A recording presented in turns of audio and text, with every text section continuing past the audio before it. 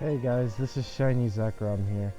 Unfortunately, I totally forgot to turn on the audio with Bandicam, so none of the audio that I was actually recording at the same time of this video is going to show up here. So I'm going to have to do a post commentary for this one. However, next time I promise I will get this issue resolved. That was just a complete failure on my part, and I am sorry about it. But pretty much I'm just going to be going over everything that's happening within the video right now. So like, right now, I kind of just talked using what Alakazam had said, and right here I was just kind of like talking about things like, I was turning off the music because I knew it was kind of loud in the beginning, so I wanted to make sure that you guys could actually hear my voice and what was going on and whatnot, so that's why I turned that off. Anyways, I was moving around here because I was kind of showcasing how to move and whatnot, and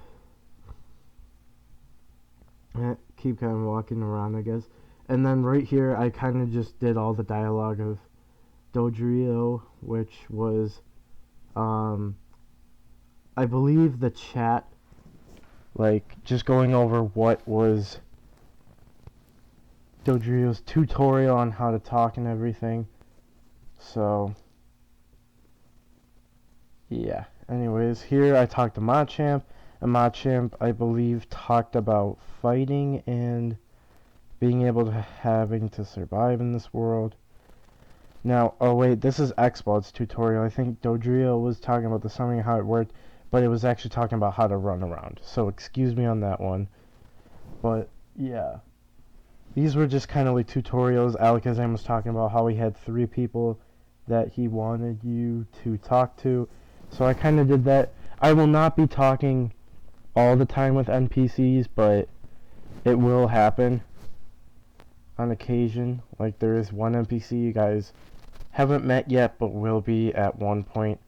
So get ready for that.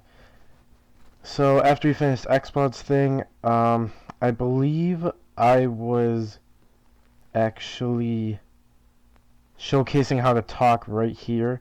Like, I just said hello in local chat, and here I was talking about how you could switch to global and say hi. I did hi all just so people knew I was there, and then switch to guild. But of course, guilds are going to be another thing I'm going to be explaining at a later point, so we do not have to deal with that. However, another way to do global is if you do an apostrophe. If you do apostrophe before anything you speak and then type a message, it will also go to global.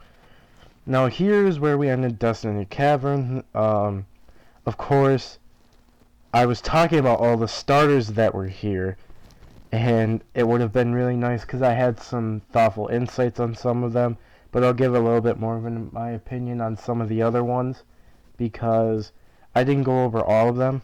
But I also talked about how to change my status, because I'm going to keep my status as YouTube exclamation mark, just so. But here I was kind of showing off all of the crystals, and I went into the fire one first because it's all the way at the top, so the longest one. And I was talking about, oh, this is the place where you can choose Pokemon. All I gotta do is walk up to the Pokemon and then walk to the crystal behind them, and you can be that starter. However, it's not until the very end, the last crystals we go to in Destiny Cavern, that are going to be the ones we take. Now here there were also moments where I kind of got stuck on tiles, but I was excuse me, talking about the Pokemon here being in the fire one. We have Charmander, Torchic, Chimchar, and Cyndaquil, the normal first 4-gen fire types. I do not know if they're going to add any other starters, but yeah. I talked about how Charmander was actually my second choice I was going to do for my starter, but I didn't end up picking it, and I'll pick something else later.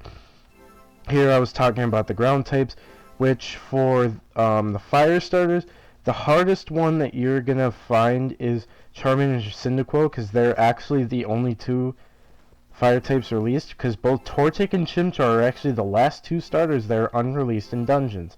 Now the ground had Cubone, Rhyhorn, Phanpy, and something else I completely missed and forgot, and I feel bad. but that one was the Psychic type, which had Abra, Metatite, Ralts, and... See, I'm forgetting them again. Abra, Ralts, Metatite, something else. Here's the normal chamber, which is Munchlax, Togepi, Skitty, and Meowth, which I said Munchlax is probably going to be the hardest, but I regret that. It's actually Togepi. But of course, Togepi was a starter before the fairy things even came to PMU, so that's that. So Togepi is actually the hardest to get. Now, the electric type, I said in this I wasn't going to choose an electric type, but we have Pikachu, Pachirisu, Mareep, and Shinx here, which Shinx is going to be the hardest out of those four to get. And I believe next up we go to the second last one, which is the water types of Piplup, Squirtle, Totodile, and Mudkip, which I believe Piplup is going to be the hardest of those to get, and Piplup was actually my third choice of what Pokemon I was going to be. And I also said, oh, I ran away from Grass, so I kind of showed Grass was going to be the one where I chose my starter. But here we have Bulbasaur, Chikorita, Trico, and Turtwig, and I ultimately went with Turtwig. And the reason being is Turtwig not only has some great ranged moves when leveling up, but it also, in its level up set, gets a move that restores its PP, or not restores its PP, but restores its HP rather. And Razor Leaf in later on level ups, which I did not mention, but yeah, Turtwig will get Razor Leaf at level 13, which is a nice ranged grass move and very strong and physical, which will be great for Turtwig since it's a physical attacker. And I just felt also when Turtwig evolves, it was going to be a very good thing because I'll just mention it now that because I didn't in the video. It's evolution of Torterra. You can later on I'll teach you how to learn moves that you could learn at like level 1 or something like that. If you're like a level 32 Pokemon, you evolve and you could get like a move at level 1. Yeah. Because Torterra, by that method, can get Earthquake. And what's good about Earthquake is, yes, it can hit allies in this game, but the big thing is most of the time in dungeons, I'm going to be solo. So Earthquake is going to be a big, great help for me because I can attack so many things around me and be able to just deal a lot of damage when, hopefully, they won't be able to hit me. Now, here I was doing the whole Baneri dialogue, which I honestly really regret because Baneri talks a lot, but it goes over pretty much everything you really need to know as a beginner, such as how to attack, how to pick up items, how to regular attack, and whatnot. So here's where Baneri's like, oh, follow me into the forest. So you pretty much have no other option but to go into the forest. So we kind of just, do that because we don't really have another choice. And as soon as you enter, Baneri is right there ready to teach you tutorials. Yes, everyone does get a little bit mad here or there because of how long the tutorials can be with Baneri explaining everything. But, of course, when you come into a game like this, if you haven't really played PMD series, which I know this is online version of PMD, but of course you have to kind of make a little bit of adjustment for this game, but what happens happens and you just gotta move on with it because you're going to be using a lot of your keyboard keys, of course. Now Baneri was talking to you about how to be able to use some moves and stuff, and this helper Slackoth, which I was doing a funny accent with all the O's that were like lined up next to each other. I'd be like, you, and I'd give it like a really kind of slow thing because that's how sloths are. But nonetheless, Baneri's talking about well, it's going to be starting out by talking, if you use your F key, that is your standard attack, as it's called, and you can just deal regular damage. However, it is not going to give you the full amount of experience that you're looking for, so I have to be careful of that. Now, I have to have a little cut here, unfortunately, because I can only record 10-minute videos, which hopefully I will be changing that in the near future as well. I will hopefully be setting that up where I can actually do that. Now, that's where the cut was. You can tell I had a little bit mishaps with stuff, so yeah, I'm probably going to be cutting that little, transition out and try and make it as smooth as possible. But more than likely when the dungeons get longer, it is going to be that way. Or if I'm going to try and fit 2 dungeons into one video, you might see like as much of a smooth cut as possible. So if you see that happen, don't mind me. But here's the whole regular attack thing, and Beniri's going to explain how it's like, oh, you don't get full amount of experience for it right there. And you want to use your actual moves, which you're going to use by your W, A, S, and D keys. And after you hold down one of those keys, so hold down either W, A, S, or D, and then use your standard attack button, the F button, and your move will go off. Now moves, as Benir explains here, or at one point will, moves have varying ranges. Tackle, for example, is 1 tile in front of you, while moves like Razor Leaf and Flamethrower are like 10 tiles in front of you. So that's what's called like a line of sight. There's also other moves like, I'll say right now later on in the video, Turtwig learns Absorb, which is one of the moves I was talking about for recovering HP. With that, Turtwig's Absorb is what's called a spray move. Oh, here Baniri asks if you want to hear the whole tutorial again. No, just no. But anyways, you want to say no to that just to make sure, but moves like Absorb are what are called sprays, and they'll do a little bit of like a cone kind of shape in front of you, and some, oh wait, no, sprays will hit everything in front of you. Meanwhile, there's another type of spray called an arc, which will only hit one opponent, but depending on the range, it could go way out there, like Sludge Bomb is a perfect example of an arc move. And then there's of course moves like I mentioned, Razor Leaf and Flamethrower, called line of sights, which are just tiles that go directly out in front of you, and can go from like a 1 tile all the way to, I think, Razor Leaf and Flamethrower like that are 10 tiles in front of you. Now there's also another type of move called AoEs. These are Area of Effect. Area of Effect is basically a square shape around you, but it can be of varying sizes. And some do hit other members, like another example is a 6th gen move of Petal Blizzard, as well as Earthquake, as I mentioned. But of course, most of the time we're going to be soloing these dungeons, so we're going to be, going along and not having to worry about hitting other teammates. Now here, I was mentioning, and this will be important for anyone that starts, make sure you kill as many Pokemon that spawn around you as possible, and try to use a mix of standard attacks as well as moves like Tackle and whatnot. As you can see, I went back and killed like a Baniri, I went back and killed Starly.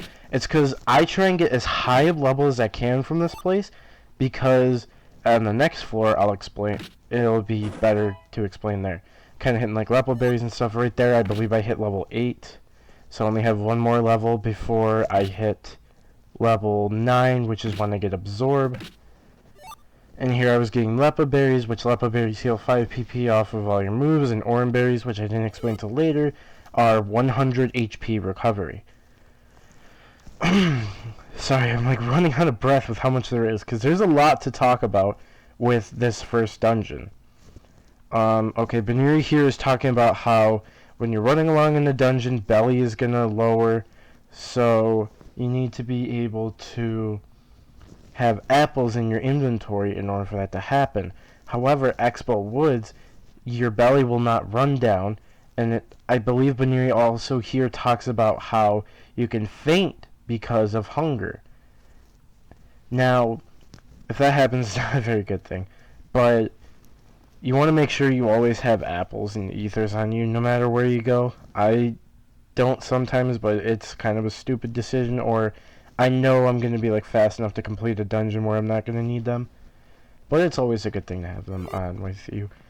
Anyways, another thing Baniri talked about here is how if you die, you're just basically going to be sent back to the woods, but if you faint in a dungeon, you can get kicked out of the dungeon. I believe Baniri talked about this. You get kicked out of the dungeon, you can lose items and stuff.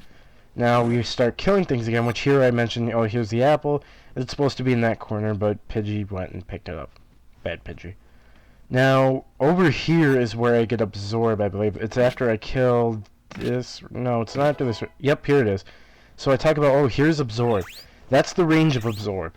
It is really good for an HP recovery move because if you can line up a bunch of Pokemon to be in that range, it's so good for recovery because it'll be like, oh, you're at 1 HP, suddenly you're at like full HP again just because you recovered like on 3 different Pokemon. And that's also what I mean by like a spray. I did say, oh, go back and make sure you kill everything you can, but that Slack Off, we can't reach it, so I'm not bothering with it. Another Oranberry here, and I mentioned, oh, next floor. So here we are, you get a little bit more training in before, yep, you are going to run into Baneri one more time. Because what Baneri's basically going to talk about, so we can kind of just skip that part, is if you get to the end of the dungeon, most of the time you're going to find what are called boss Pokemon. Boss Pokemon are going to be stronger than the normal Pokemon you find in the regular dungeon, and you need to be able to have strategies with like apples, make sure you have PP and whatnot, and a couple other things. And sorry, I know I'm breathing a lot, but like I said, this video is a lot of talking and a lot of explaining because it's basically going over all of the tutorial things, and it's always a good thing to make sure I'm explaining everything to you guys so you can understand and be able to play this game alongside with me. Because I mentioned at the very beginning, before we talked to Dodrio, the first Pokemon we talked about with Alakazam, I mentioned how I'm basically going to be going through this game from the very beginning so you guys see kind of what people do in order to get where they are. Like, for an example, I'll teach you a very easy way to make money once we can finally get to some regular dungeons after this one, because there's a very good mechanic but that you could use for benefits, or you could even help yourself out by making some quick money. That's what I'm going to basically be starting out with, is money. Money is going to be an important thing because, of course, you're going to need it to buy items later on and stuff like that. I also picked Turtwig because it doesn't require an item. Anyways, there I mentioned the Ether gives 10 PP back to each move. And here's the boss of our place, of Rattata, which, conveniently, the name is Joey. Yes, Joey. You saw that correctly. Now, here we kill Joey, and he drops TM. This TM is hidden power. The reason Rattata drops, or Joey basically, drops this TM is for starters such as Togepi, who cannot use moves such as Metronome in order to kill some of the Pokemon in here, because there are some starters where, unfortunately, without the hidden power, you're not going to be able to really hit things in dungeons, especially Exbel would, so you gotta start with Alpha tagging everything. So starters like Togepi and that are going to be hard to, get HP and whatnot. So Rattata here is going to basically, after you kill it, it automatically joins your team. Even if you say no right here, it doesn't matter because the message will loop and repeat until you say yes, and he's going to mention the fact that, oh, I've already joined your team because you need somebody strong like me, and blah, blah, blah, blah, blah. And how he was in the top percentile of Rattata. Yes, to make off the Gen 2 joke, which is way overused nowadays, but, you gotta fit it in where you fit it in. But anyways, I think Rattata shows us the exit right here. We pick up this TM, which you can also sell this TM and any of the items we get in the dungeon as well, which is always going to be a good thing. Now here, I thought we were going to encounter a specific NPC, but we don't. But here I kind of just talk about all the things we went over in the video. So that's pretty much just going to wrap up, is I just basically talk about all the things I've went on in this video, such as the chat, how to attack, picking up items, all that. And I was also complaining because so many times in the dungeon I heard enemies picking up items, which you hear a sound for that. And I was explaining all the items in the bag that we got, like the orange, the Leppas, the apple, the ether, which you're going to want to save stuff like apples and ethers. But anyways, this is just about going to wrap things up, and I promise, like I said, in the next part, we will have this audio issue fixed. I know exactly what the problem is, But yeah, next time on the next video of Pokemon Mystery Universe, we are going to do another dungeon, so see you guys then.